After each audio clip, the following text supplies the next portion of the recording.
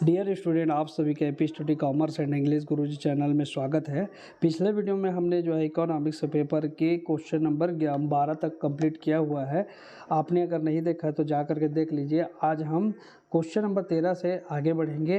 Question number 13 में जो है क्या लिखा है इसके बारे में डिस्कस करेंगे। क्वेश्चन के आंसर को किस प्रकार से आपको याद करना है इसके बारे में चर्चा करने वाले हैं। तो चलिए वीडियो को स्टार्ट करते हैं। सबसे पहले आपको देखना है कि क्वेश्चन नंबर 13 में विदेशी विनिमय दर को प्रभावित करने वाले कारकों को लिखिए। कोई चार कारक के बारे में आपको लिखना है। 4 पॉइंट के बारे में पहला देखिए, यहाँ पर लिखा हुआ है आक्षेप, दूसरा लिखा है पूंजी निवेश, तीसरा लिखा है बैंक दर और चौथा लिखा है सट्टेबाजी। तो इन चारों पॉइंट के बारे में आपको जो है 2-2, 3-3 लाइन करके आपको इसका डिटेल भी लिखना पड़ेगा। ठीक है, तब जा करके आपको इन क्वेश्चन के पूरे में पूरे नंबर मिलेंगे। ठीक है, 4 क्वेश्चन है, मतलब 4 पॉइंट है। अब चारों पॉइंट के बारे में आपको डिटेल से थोड़ा 2-2, 3-3 लाइन करके आपको लिखना है, जैसी आपकी समझ है। फिर उसके बाद व्यापार संतुलन एवं भुगतान संतुलन में अंतर लिखिए। कोई 4 व्यापार संतुलन और भुगतान संतुलन में अंतर आया था सेट ए में।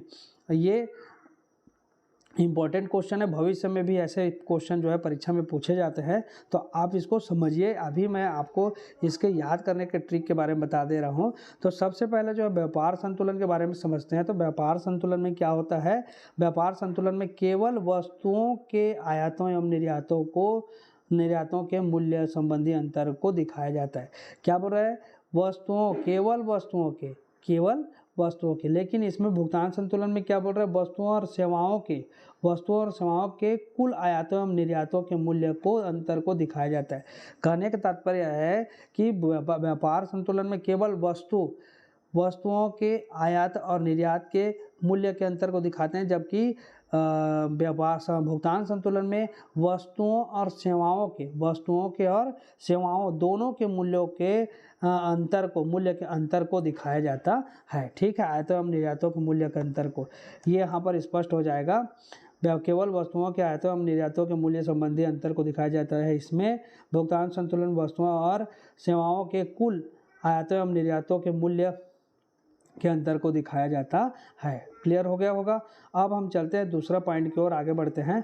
दूसरा पॉइंट में क्या लिखा है देखिए, व्यापार संतुलन अपेक्षाकृत एक संकुचित धारणा है। कैसी धारणा है? संकुचित धारणा है, जबकि भुगतान संतुलन अपेक्षाकृत एक विस्तृत धारणा है।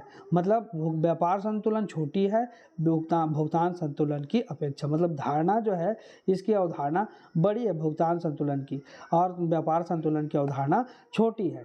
ठीक है, तीसरा पॉइंट है कि व्यापार संतुलन अनुकूल या प्रतिकूल हो सकता है। व्यापार संतुलन जो है अनुकूल या प्रतिकूल हो सकता है का मतलब है अनुकूल कब होगा? जब हम निर्यात अधिक करेंगे, आयात कम करेंगे, तो ये अनुकूल कहलाता है, क्योंकि हमको निर्यात से अधिक धनराशि विदेशी धन प्राप्त होगा और हमको भुगतान कम करना पड़ेगा। और प्रतिकूल कब होगा? जब हम आयात विदेशों से ज़्यादा करेंगे और हम निर्यात कम करेंगे, मतलब हमको जो है भुगतान बाहर से कम प्राप्त होगा और हमको ज़्यादा विदेशी धन भुगतान के रूप में देना पड़ेगा। ये हो गया। और यहाँ पर लिखा देखिए भुगतान संतुलन सदैव संतुलित रहता है। यहाँ पर पॉइंट को आप ध्यान रखिएगा, व्यापार संतुलन अनुकूल या प्रतिकूल हो सकता है, लेकिन भुगतान संतुलन सदैव संतुलित रहता है। सदैव क्या होता है? संतुलित रहता है। फिर चौथा पॉइंट को देखिए, व्यापार संतुलन यदि प्रतिकूल हो तो यह चिंताजनक समस्या नहीं है। इसमें कोई चिंताजनक समस्या नहीं, अगर व्यापार संतुलन संतुलित नहीं है तो, या प्रतिकूल है तो। ठीक है, लेकिन भुगतान संतुलन यदि प्रतिकूल है तो यह चिंताजनक समस्या बन सकती है या बन जाती है, क्योंकि भुगतान संतुलन का बहुत बड़ा रोल होता है यहाँ पे। भुगतान संतुलन यदि प्रतिकूल हो तो यह चिंताजनक समस्या बन जाती है। ठीक है, इसको विशेष ध्यान रखिएगा। तो ये 4 पॉइंट हैं, इन चारों पॉइंटों को आपको जो है अच्छे से याद करना है। इन 4 पॉइंट के बारे में आप पूरा डिटेल से लिखेंगे तो आपको पूरे में पूरे नंबर मिलेंगे। क्लियर हो गया। अब हम चलते हैं 14 नंबर का जो क्वेश्चन है वो है, निम्नलिखित सूचनाओं के आधार पर सकल राष्ट्रीय उत्पाद तथा सकल घरेलू उत्पाद की गणना कीजिए। सकल राष्ट्रीय उत्पाद और सकल घरेलू उत्पाद की गणना। तो मदे जो दिया है वो करोड़ों रुपये में दिया है। तो पहला है वस्तुओं का उत्पादन कितना, 5,000 रुपये। वो वस्तुओं का उत्पादन कितना, 5,000, ये करोड़ में है ना, 5,000 करोड़। फिर पूंजीगत वस्तुओं का उत्पादन 3,500। फिर उपभोक्ता एवं पूंजीगत सेवाओं का उत्पादन 1,500। और फिर उसके बाद क्या लिखा है, निर्यातित वस्तुओं और सेवाओं का मूल्य 1,000। और पाँचवा में लिखा है आयातित वस्तुओं और सेवाओं का मूल्य, ये छूट गया है, ये 800 रुपये, 800 करोड़ है। कितना है, 800 करोड़। ठीक है, याद रखिएगा। अब हम इसके आधार पे हम क्या बनाएंगे, सकल राष्ट्रीय उत्पाद और सकल घरेलू उत्पाद। तो हम सबसे पहले जो गणना करते हैं वो है जीडीपी का, सकल घरेलू उत्पाद। सकल घरेलू उत्पाद में क्या होता है, देश के अंदर उत्पादित वस्तुओं और सेवाओं के मूल्यों का योग लगाया जाता है। सकल घरेलू उत्पाद में क्या होता है, सकल घरेलू उत्पाद में देश के अंदर उत्पादित वस्तुओं और सेवाओं के मूल्यों का योग लगाया जाता है। तो और दूसरा जो है सकल राष्ट्रीय उत्पाद में, फिर हम इसके विस्तृत अवधारणा की ओर आगे बढ़ेंगे। तो सबसे पहले सकल घरेलू उत्पाद के बारे में जान लेते हैं। तो यहाँ पर हमको जो है डिस्कस ये करना है कि सकल राष्ट्रीय उत्पाद बाद में देखेंगे, पहले सकल घरेलू उत्पाद को देख लेते हैं। तो सकल घरेलू उत्पाद में हमको 3 चीज़ों को जोड़ना है। एक पहला यहाँ पर जो लिखा है उपभोक्ता वस्तुओं का उत्पादन, और दूसरा पूंजीगत वस्तुओं का उत्पादन, और तीसरा उपभोक्ता एवं पूंजीगत वस्तुओं का उत्पादन, क्योंकि ये हमारे देश के सीमा के अंदर हो रहा है। ठीक है, सकल घरेलू उत्पाद देश के सीमा के अंदर जितने भी वस्तुओं और सेवाओं का उत्पादन का योग है उसको जोड़ा जाता है। ठीक है, उसके मूल्यों का योग। फिर उसके बाद निर्यातित वस्तुओं और सेवाओं का मूल्य का योग और आयातित वस्तुओं और सेवाओं का मूल्य, इसको हम जो है जब हम सकल राष्ट्रीय उत्पाद निकालेंगे उसमें ध्यान देंगे। तो यहाँ पर देखिए उत्तर क्रमांक 14 में लिखा हुआ है कि सकल घरेलू उत्पाद जीडीपी बराबर यहाँ पर लिखा है, देखिए उपभोक्ता वस्तुओं का उत्पादन प्लस पूंजीगत वस्तुओं का उत्पादन प्लस उपभोक्ता एवं पूंजीगत वस्तुओं का मूल्य। ठीक है, ये तीनों को हमने जोड़ दिया, 5,000, 3,500 और 1,500। तो हमारा कितना आ गया, 10,000। जीडीपी कितना आ गया, 10,000। जीडीपी यहाँ पे लिखा है देखिए 10,000। ठीक है, करोड़। क्लियर हो गया होगा। अब हम निकालेंगे सकल राष्ट्रीय उत्पाद। सकल राष्ट्रीय उत्पाद निकालेंगे तो सकल राष्ट्रीय उत्पाद का फार्मूला क्या होता है, तो सकल राष्ट्रीय उत्पाद का फार्मूला होता है जीडीपी मतलब सकल घरेलू उत्पाद प्लस निर्यातित वस्तुओं एवं सेवाओं का मूल्य माइनस आयातित वस्तुओं और सेवाओं का मूल्य, ये उसका फार्मूला होता है। जीडीपी मतलब सकल घरेलू उत्पाद प्लस करेंगे, जोड़ेंगे निर्यातित वस्तुओं और सेवाओं का मूल्य और घटा देंगे आयातित वस्तुओं और सेवाओं का मूल्य। क्लियर हो गया। तो यहाँ पर सकल घरेलू उत्पाद हमारा कितना दिया हुआ है, 10,000। यहाँ पे हमने लिख दिया, यहाँ पर हमने लिख दिया। और उसके बाद जो है क्या बोलते हैं, निर्यातित वस्तुओं और सेवाओं का मूल्य कितना है, 1,000। कहाँ पर से पता चलेगा, ये निर्यातित वस्तुओं और सेवाओं का मूल्य 1,000 और आयातित वस्तुओं और सेवाओं का मूल्य 800 करोड़ रुपया। तो हम यहाँ पर क्या कर दिए, ये 800 करोड़, ठीक, और 1,000। तो 11,000 में 1,000 और जोड़ देंगे तो हो जाए 10,000 में 1,000 और जोड़ देंगे तो हो जाएगा 11,000। 11,000 में 800 को माइनस कर दोगे तो कितना बचेगा, 10,200 करोड़। ये हो गया जीएनपी का मतलब होता है सकल राष्ट्रीय उत्पाद। ठीक है, ग्रॉस नेशनल प्रोडक्ट बोलते हैं इसको, ग्रॉस डोमेस्टिक प्रोडक्ट के नाम से जाना जाता है। ठीक, तो ये क्वेश्चन बहुत सरल है, इस प्रकार के क्वेश्चन परीक्षा में पूछे जाते हैं। देखिए पहले में तीनों को जोड़ना है, दूसरे में क्या करना है, इन तीनों का जो जोड़ है वो इसमें सकल राष्ट्रीय उत्पाद का फार्मूला आपको याद रहना चाहिए। जीडीपी प्लस निर्यात वस्तुओं एवं सेवाओं का मूल्य प्लस आयातित वस्तुओं और सेवाओं का मूल्य को घटाना है। ठीक है, इसमें दोनों को जोड़ करके इसमें एक को घटाना है। क्लियर हो गया।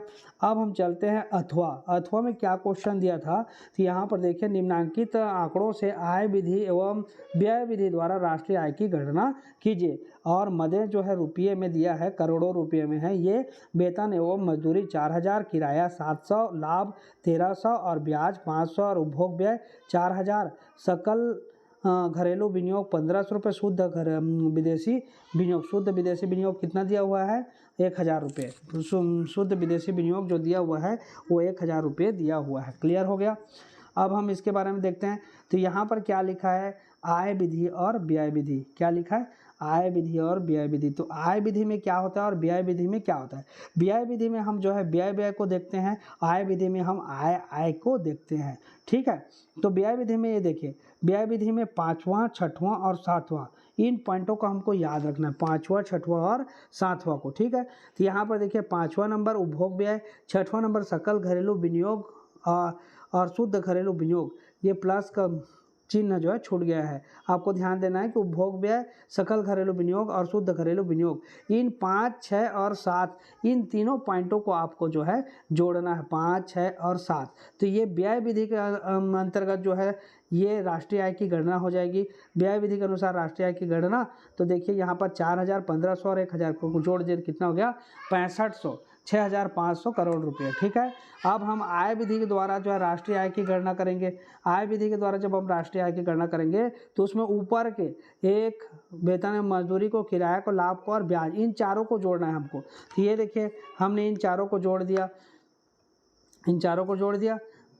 यहाँ पर दिख रहा होगा वेतन, मजदूरी, किराया, लाभ और ब्याज, इन चारों को हमको जो है जोड़ना है। 4000, 700, 1300 और 5000 बराबर करके कितना हो जाएगा, ये 6500 हो जाएगा। यहाँ पर बराबर का चिन्ह जो है छूट गया है। ठीक है, इसको आप याद रखिए। तो 6500 रुपये इसका आंसर आ गया, इसका भी आंसर कितना आ गया 6500 रुपये, 6500 रुपये। ठीक है, अब हम चलते हैं क्वेश्चन नंबर 15 की ओर।